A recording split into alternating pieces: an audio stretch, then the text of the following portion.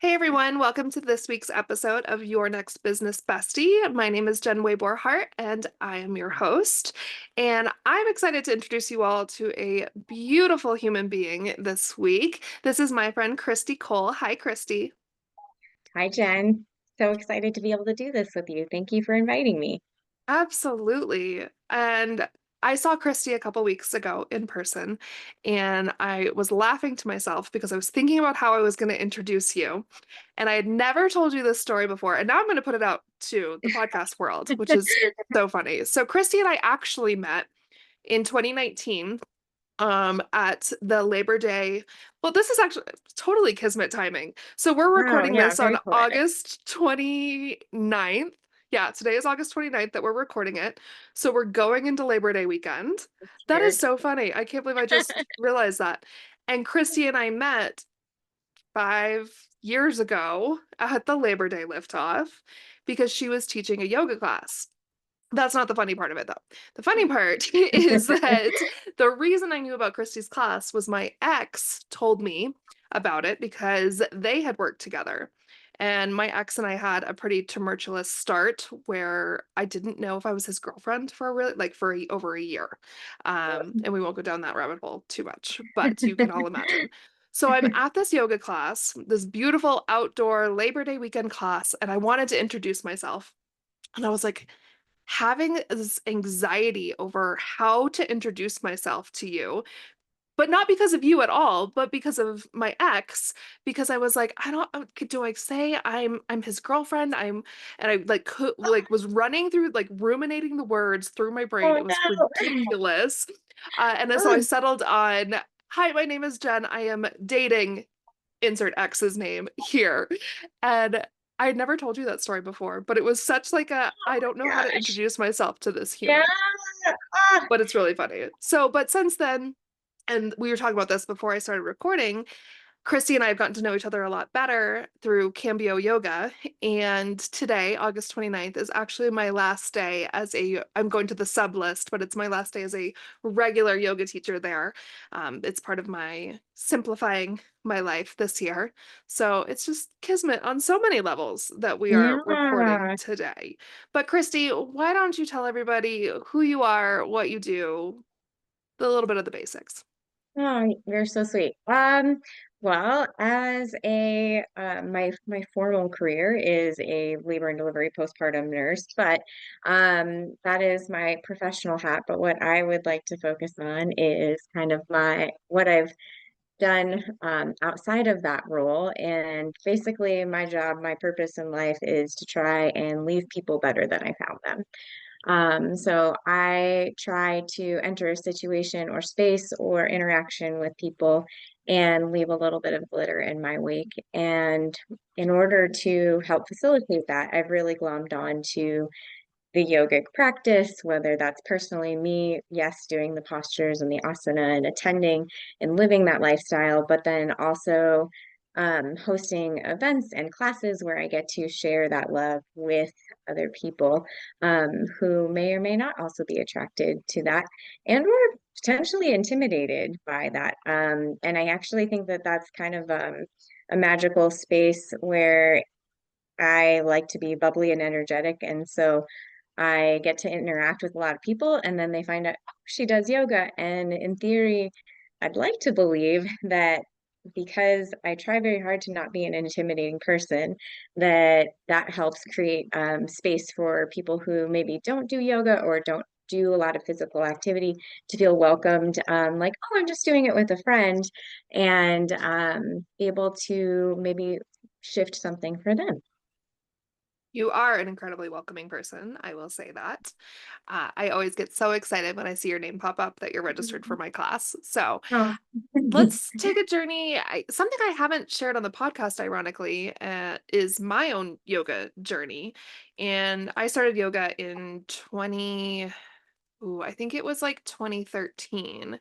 But my first yoga class was at a CrossFit gym.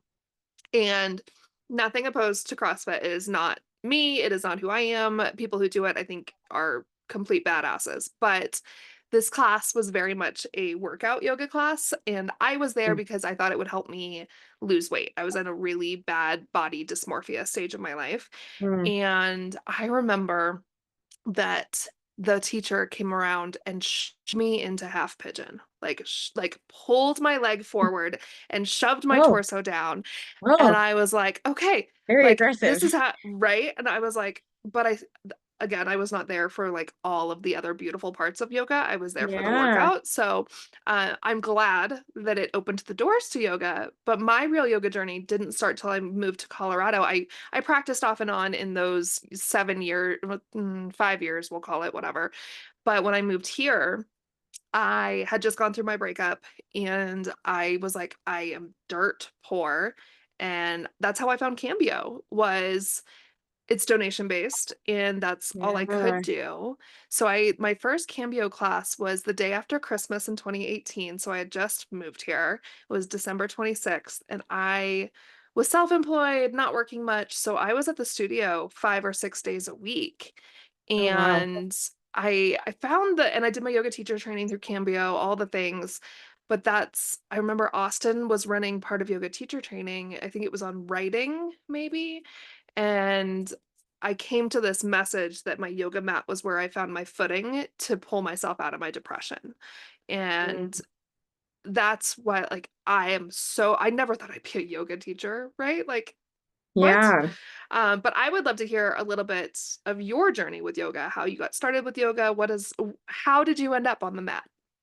I think that's interesting parallels and differences as far as yoga. So my introduction to yoga was everyone in my life was like, you should do yoga, you would love it.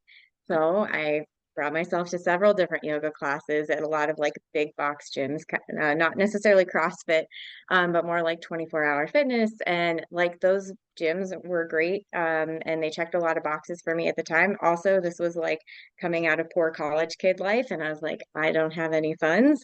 And people said I should like yoga. So I would try. And I would go and I'd be like, I'm not sure why people think I would like this. And it just wasn't necessarily the right quote unquote fit for me at that time. And I think there's like several reasons. Number one, not all yoga teachers are for all humans. I recognize that my brand of yoga is not going to be everybody's cup of tea. And just as I go to other people's classes, and maybe it's not my brand, but also I love that there are so many opportunities because other people need those other teachers that don't necessarily speak to me, but they can get in the noggin of someone else and really create a magical opportunity for them. So there's a place for everyone. But with that being said, so I tried probably like, I don't know, 8 different classes over a couple different years. And I was the opposite in class where I was thinking, goodness gracious, this I could be doing a quote unquote workout. I could be hiking right now. I could be lifting weights. And this is not doing anything. Well, I think that maybe I just wasn't um, emotionally in tune enough yet to be able to receive some of the lessons that I needed to hear. And also, I just think that I was young and hadn't gone through, like, was blessed that I hadn't gotten through a ton of like hard things.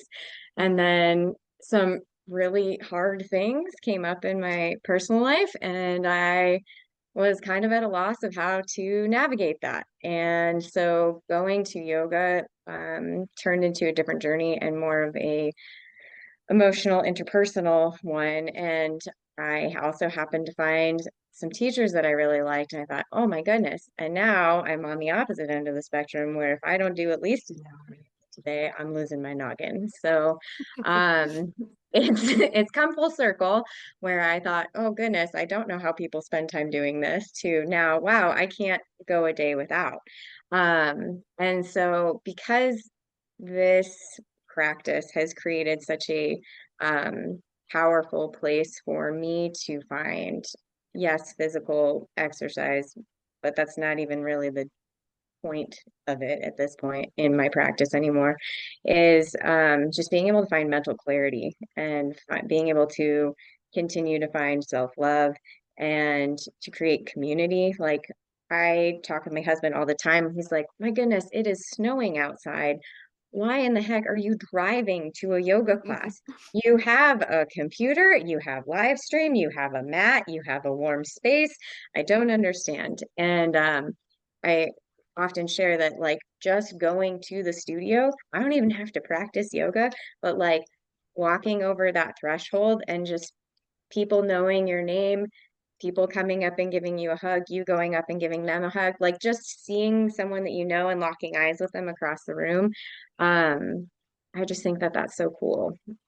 So yeah, it's been a magical practice for me. So what that has I guess made me want to do is create spaces both in our community at large as well as at work to invite those little teeny interactions to happen and then blossom into something for individuals. So, especially because working in healthcare, I don't know if you know this or not, but healthcare workers are very good about taking care of other people.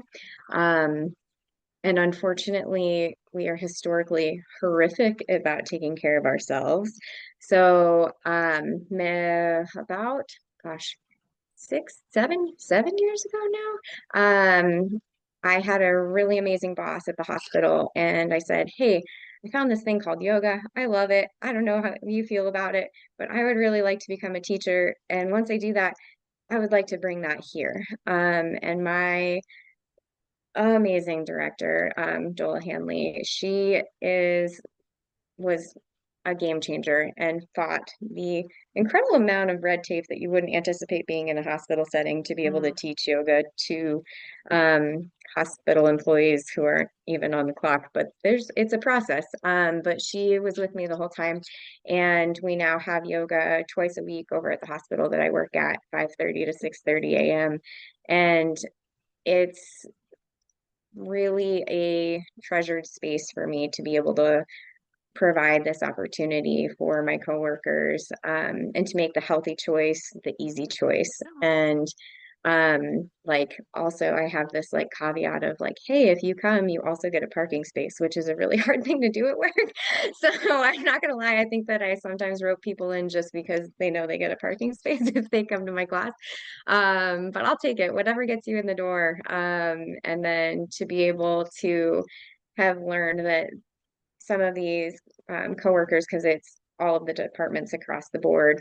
We've got people who are in my unit who are now talking to people who are radiology techs, who are now talking to people who are in housekeeping. And I just think that it really creates that ripple effect or butterfly effect of like, well, now we have this connection, and then those people can talk, and oh, this department's really cool, and I'm learning this about that. So to be able to build that community it's just a really treasured space for me to be able to do that. Yeah. Um, There's so yeah, much in what you just said. I'm going to go back to the start of what you said, where there's not every teacher is for every student, but there is a yes. teacher for every student. This is something that I Hmm. talk about a lot. My classes, for one, my music is very unique, and that's something I hear all the time. And I have people that come to my class specifically because of my music. And I include, like something corporate and Andy Grammer and One Republic and like music that I listen to in my day-to-day life. And part of the reason I enjoy doing that is because it gets my mind out of my body a little bit when I'm practicing, Hmm. and Hmm. also bring some fun back into yoga, right? Yoga is a very sacred practice, of course, but that doesn't mean it always has to be serious. And, I invite my students to shake it out. I invite them to like move their hips and dance a little bit in five-pointed star if they wanted to, but that's not for everybody. Some people want a very traditional practice, or they don't want a single song they know because they find it distracting. They Hmm. want, they want to stay in their own bubble, and I encourage interaction. And to that point, my class is not for everyone. Your class isn't for everyone. And but there's beauty in that, like that Hmm. individuality of all of the teachers, because I mean there's thousands upon thousands of yoga classes out there, and but there Absolutely. is one for everyone. If you're, maybe you love to do inversions, there's going to be a teacher that loves inversions. I'm big on hips. So if you're looking, Mhm. and that'll Yeah. change too, right? As your practice, your life, and to your point, like it is interesting that we both came back to yoga after having experienced adult heavy stuff. And there's a lot of people that came to yoga that have been practicing their whole lives, but it's such an amazing way to connect mind and body, but it is the community piece of that. And it's funny, like you were Mhm. saying that your husband is like, why can't you just do it at home? It's snowing. But you're right, it's not even the practice, and it's not even the person you've necessarily ever met before, but sharing breath in a space with other humans. Or Monday night, I teach Mondays up here in Palmer Lake. I had a horrific conversation on the phone right before I had to teach. And I was like, Mhm. who, how am I going to shake this off? And it ended up being a one-on-one class and with one of my regulars. Mhm. And I felt like my blood pressure was through the roof when I got there. Like I was like, oh, like trying to do Mhm. somatic exercises to let it all go. But like sharing that space with her, and she asked me to do a meditation, and I shared this on Facebook, but I actually had Chat GPT write a very quick Virgo season meditation that I then just edited and ended our class with. But Virgo season grounding, and it was Mhm. just exactly what I needed as a teacher and Mhm. what she needed as a student. And our friend Scott tends to say that teaching yoga is his self-care too, and it's so true. Both like as a student it's self-care, and as a teacher having the honor to hold space for people, it's something that we don't take lightly and should never be taken lightly, because you have no idea what people are going through. We're perfect examples Absolutely. of that. Like what we were going Mhm. through that brought us to the mat. You have no idea. Mhm. Um, and I love what you were saying about bringing people together from different departments of your work Mhm. too. And I imagine that has ripple effects, that they work better together too, that Yeah. a deepened Yeah. human experience. So Yeah. how has this led? Where did your events start to come into play? How long have you been doing them? How did Perfect. they start out? Yeah, so pre-COVID, I got the honor of being an ambassador for Athleta, which was a really cool opportunity to teach out in the community with different people that I have never interacted with. And I also loved that when partnering with Athleta, they would always pair it with a fundraiser. And I thought, well, this is really cool. And we would do some giveaways, and it would be a magical time of once again bringing that community piece back in, and so it was more than just the asana. And I thought, this is amazing and I love doing this, so we did that I think for probably like a year and a half, 2 years, somewhere around there, and then COVID hit and everything stopped. And I was kind of wondering, as was everyone, I think. And I mean, I taught some yoga classes in the park, as we did, and I started at that point in time teaching for the U.S. Olympic Training Center virtually as well, which is also a cool opportunity. But I just felt like, man, I still need something. Like something is missing, and I don't know what that thing is, but I think it's people. I think I need people. Um, so that being said, I was like, you know what? Athleta has kind of said we're not doing this now, nor do we anticipate doing this again anytime soon. So may the odds be ever in your favor. And I thought, okay, well, um, why I don't think I need Athleta. I think that I can do this without them. I know how to teach yoga and I know people, and I can pick a place and we can do some things together.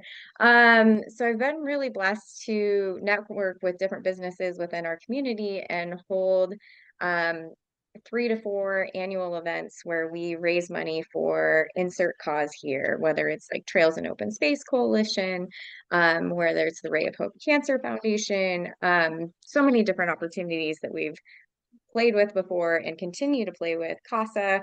And so being able to get a group of humans together to, yes, breathe together, move together, listen to music together, have a shared experience, but then also raise awareness about insert cause here. And then take all of the monies, so I don't charge anything for those classes, and give it back to whatever cause we're raising money for. And in the meantime, I've also have been blessed with reaching out to different businesses in our community who also said, we want to jump on board. We like what you're doing and we want to support that and this cause.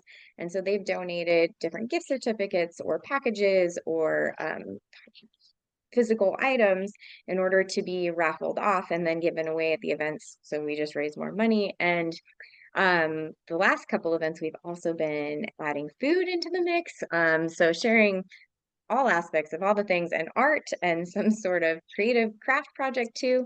So yeah, hosted my first retreat last fall, and we've got another um, retreat coming up here next month on October 4th and 5th over at Soul Community Planet. And I just can't wait to yoga, hike, bike, art, eat, connect, move, dance with all of these beautiful people, do all my favorite things, and raise money for a great cause. I feel so honored to be able to hold this space. Yeah, and it makes me think my yoga for good classes that I was doing that I'm hoping to bring back. I did them online for a long time because I remember sitting in yoga teacher training again. I did yoga teacher training during COVID, which was a whole thing. And I'm very thankful for it because I have some wonderful friends that, we didn't meet in person for 8 months or whatever, but Yeah. I remember sitting there and thinking, like, there's something more I can do. Not that we're doing plenty by just providing space for people to practice, but I wanted to do more. I knew there was Yeah. more. So that's when I started doing my Yoga for Good classes that I picked a different organization every month. And it was pay what you can, and everything was donated. And I just picked organizations that were dear to my heart. I mean, one month it was like a Yeah. fox is my totem animal, so it was a fox rescue that I had I found. And love that. or local organizations like the Children's Yeah. Literacy Center here in Monument, and that's transitioned into reading events that I did earlier this year that I'll be bringing back this fall. But I Oh. think it's such a powerful combination of friendship, community, small businesses that you're getting their name out there through Hmm. your own marketing, combined with, of course, this all being for the greater good. So, Yeah. who does the October event benefit, and what kinds of small businesses are involved this year? Perfect. Yes, so we are benefiting Trails and Open Space Coalition, which is an organization that's super near and dear to my heart because I love being out on the trails. I think it's one of the magical parts of Colorado and living here is being able to go out and walk in basically our backyard. Like you don't even have to drive far. We have how many major parks in the middle of our city? So very neat to be able to experience that and give back to that community. And goodness gracious, we have so many wonderful businesses that are partnering for this. I'm almost hesitant to start listing them because I don't want to miss anybody. But at the same time, Snooze is going to be providing food for us as well as Aaron Posey of the Joint. We've got bikes that are being donated for us to ride by Pike Ride. Um, and I can't wait to partner with Miss Sarah, our mutual friend, to make some candles. I'm actually meeting with her later this afternoon. We're doing a little demo candle making session. We've got Springs Kombucha. Um, I I'm gonna say go to my website because we have like 20 different vendors that are gonna be donating to us. Loyal coffee, all the things. And what's the weekend look like? What's the layout? Is it um, Perfect. Yes. Yeah, and like Urbane Collective. See, I'm just keep going. Anyways. So on the first day on Friday, we are gonna meet for a hike in the afternoon. And then because sometimes people work on Fridays, like it's a thing. Not everyone has a non-traditional work schedule like yourself or I. So we'll do a a hike and then go over to Soul Community Planet, give people some time to check in. And then we'll do an evening yoga flow. And then afterwards, we'll have a dinner. And then after that, we're going to make candles. So, whole slew of adventures on Friday. And then Saturday morning, we'll have a nice little breakfast. And then we'll go on a bike ride across the town and see some fall leaves. And then come back, have a nice brunch, and then do a macrame workshop where we're going to make yoga straps out of macrame that are not only going to be able to carry your yoga mat, but also be a strap to help you practice during your yoga class. So love that that's multi-purpose Oh, there. And then we'll do another yoga class in the evening, and then a magical dinner with Erin Posey. And then after that, we're going to do a raffle and give away all the magical things from all the magical people. awesome. And will people stay on site or? So the cool thing about doing a retreat in town is that you have the opportunity to do either. So you can get a package where you are going to stay at SCP, and which is they have such a cool space. I love it, and we're gonna have really cool lighting from Alphalit.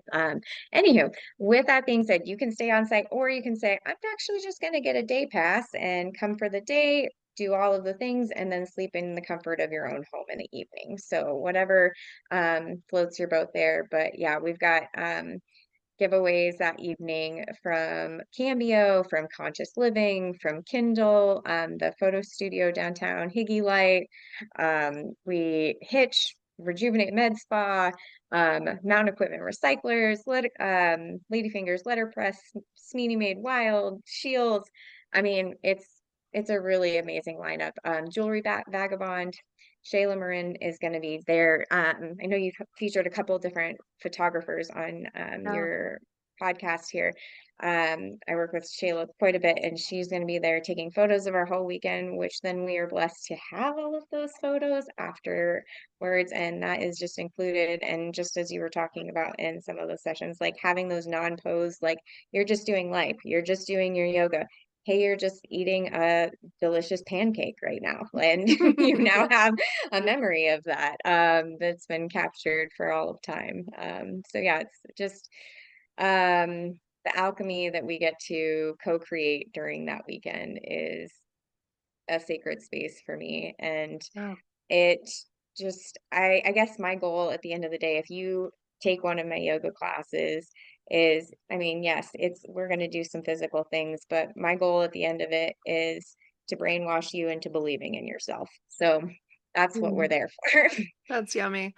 I do love that you offer the day pass because like in this chapter in my life, my husband works blue collar, so I have no idea when he's gonna be home ever. But Oh. also we have a 6-year-old. So it's like, Mhm. and she does okay most of the time, like sometimes if I'm gone, but the fact that I can still be part of it, but I can come home and, or, I'd have to pick her up at school on Friday. Like the Sure. flexibility of that is really nice. Uh, What is the investment to attend the retreat this year? Fair. So there's different packages, and depending on if you want a day pass or you want the whole weekend, but the if you just wanted a 1 day pass, the lowest investment is 120, Yeah, that's wonderful. and that Okay, includes go all the ahead. things, all the food. I think something really interesting we could touch on is how did you go about getting, I mean, sh like Shields. Shields is a big deal. How did you, Yeah, and I mean, like Cambio, you take classes there. Like I can see the sure. connections, but how did you go about getting these companies that wanted to help sponsor the retreat? Yeah. Well, I think two things. Number one, I ask places that I like to go to because I'm like, well, where would I like things from? Oh, okay, let's ask them. Where do I go? And also, I feel like if I'm asking for something, I think maybe I should be a patron of that place, just like on a Yeah. personal level. Hmm. And then I guess the other thing is, well, I don't have a hard time or a problem with people telling me no. Like the worst thing that's going Yeah. to happen if I reach out is they're going to say no thank you, or they're going to ghost me, and that's fine. Like, I can take a no, or I can take a ghost, and then I'm Yeah. in the same place that I was in before. So I just think, like, that idea, old adage of, shoot for the moon and you'll land amongst the stars, I think it's so true in our day-to-day lives. Like, why not ask those potentially uncomfortable questions, but like, then you don't think, well, maybe I should have looked back, I should have done this, or I should have done that. I don't really want to live a life of regret. And so, like, I'm just gonna go for it. And maybe that means that I'm too much for for some people, but I guess if that's the case, then like, they can say no thank you and go find less. And here we are. Yeah. Yeah. That's been the hardest part of planning these retreats? Um, oh, well, I think that trusting that other people are gonna do their part is hard. Mm. Um, and I think that, like, you probably know this, like, working with businesses, you want to believe that everything is gonna work out, but also, like, life happens. And so maybe you had somebody who was going to make a magical charcuterie board for you, and then all of a sudden they had a allergy attack the day before because of the medication they're given, and now their hands are like sausage fingers and they Oh can't cut no. things. Not that this happened. um, so then you're like, oh, okay, well, you just have to build in space for life is going to happen. And so, like, man, of all the things, we still have other food. And wow, it's 2024 and I have a phone and I can call people and I have a budget, and we're just going to buy something different. And so Yeah.